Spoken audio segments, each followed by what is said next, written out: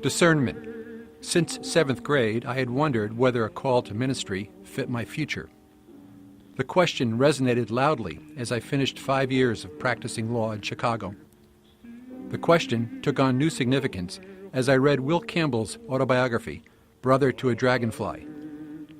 Campbell pondered, should one play in Caesar's ballpark or God's field to obtain civil rights? As he debated whether to remedy wrongs through a court of law or seek God's grace by forgiving a Klansman who had murdered his friend, Campbell shoved me off my perch of indecision and led me to study for parish ministry at Chicago Theological Seminary. As my first year of studies concluded, church jobs were in short supply.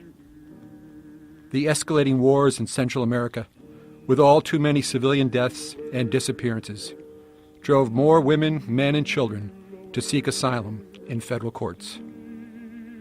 The paucity of affordable legal resources enticed me to return to legal work. The Episcopal Theological School offered summer fellowships for seminarians who served in social justice endeavors. I proposed to establish the Midwest Immigrant Rights Center, MERC. We would recruit pro bono attorneys to represent refugees seeking asylum relief in the confusing and overwhelmed immigration courts. By the grace of God, I received the fellowship. Refugees changed my life. I soon became a part-time seminarian and full-time attorney director of MERC. The demand was overwhelming, but the stories of persecution, a nurse bringing medicine to her village, tortured by the Salvadoran army, a Guatemalan engineering student targeted by death squads because he questioned why earthquake relief supplies were stolen with impunity by the Guatemalan army, a woman smuggling Bibles into communist Romania just because her friends needed to read the Word of God. All cried out for someone to marshal the facts, research the legal theory, and present the case. My ministry became my legal practice. After graduation, I was ordained as a minister for refugees and immigrants at Wellington Avenue, UCC, while still advocating for refugees in the courts and recruiting volunteer attorneys. Years later, in preparation for a Lenten meditation, I revisited Campbell's tale of grace versus law. I quickly found the page where Campbell forgave the Klansman who murdered his friend. How had I forgotten the name?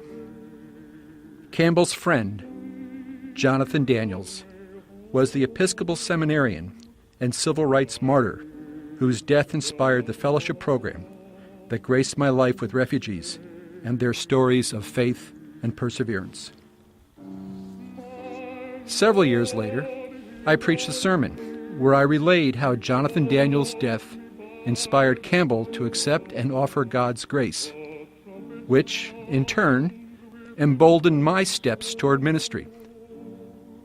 After worship, a parishioner told me she knew the name Jonathan Daniels. Her husband, a Chicago physician, had flown to Alabama after Jonathan was shot. Richard Morris Rowe, a priest, had been severely wounded from a second shotgun blast that followed the one that killed Jonathan. Her husband aided Richard's recovery. I met Richard. He continues his work resisting racism as an attorney. God invites us to plow many fields.